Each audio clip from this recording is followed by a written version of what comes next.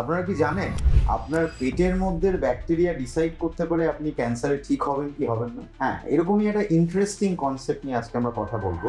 আমাদের পেটের মধ্যে যে ব্যাকটেরিয়াগুলো থাকে তাকে কনগ্লোমেরেটলি একসঙ্গে বলা হয় গাট মাইক্রোবায়োম। এবং রিসার্চে দেখা গেছে যে এই গাট মাইক্রোবায়োম এর মধ্যে নানা রকম ব্যাকটেরিয়া হতে পারে।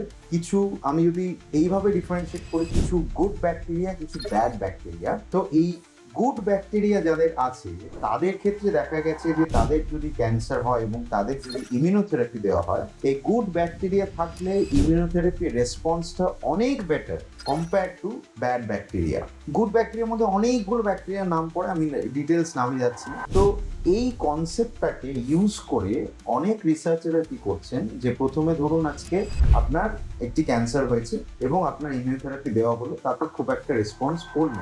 আপনার গাট থেকে কালচার করে দেখা হলো যে আপনার গাট মাইক্রোবায়োমটা কিরকম, এবং যদি দেখা যায় যে তাতে ব্যাড ব্যাকটেরিয়া বেশি, গুড ব্যাকটেরিয়া কম, এক্ষেত্রে ফিকাল ট্রান্সপ্লান্ট মানে স্টুলের একটা প্রিপারেশন যেটার মধ্যে ওই ব্যাকটেরিয়া, ভালো ব্যাকটেরিয়াগুলো আছে, সেই ব্যাকটেরিয়াল ট্রান্সপ্লান্ট করা যেতে পারে কোলনের মধ্যে, যাতে তারা কোলনকে কোলোনাইজ করে এবং কোলনের যেই ইনফ্লামেটরি এনভায়রনমেন্ট, সেই ইনফ্লামেটরি এনভায়রনমেন্টটাকে চেঞ্জ করে। এবং সেটা যখনই চেঞ্জ হবে আপনার হতে পারে যে ইমিউনোথেরাপি রেসপন্সটাও আরো বেটার হয়ে যাবে। তারপর এটা খুবই প্রিলিমিনারি একটা কনসেপ্ট এবং অনেক ক্ষেত্রেই এটা এখনো রিসার্চ ফেজেই আছে। তবে ফিউচারে এরকম হতে পারে যে ইমিউনোথেরাপি রেসপন্স বুস্ট আপ করার জন্য এই ফিকাল ট্রান্সপ্লান্টেশন একটা ইম্পর্টেন্ট, আমাদের হাতে একটা ইম্পর্টেন্ট অস্ত্র হয়ে দাঁড়াতে পারে ক্যান্সার ট্রিটমেন্টে।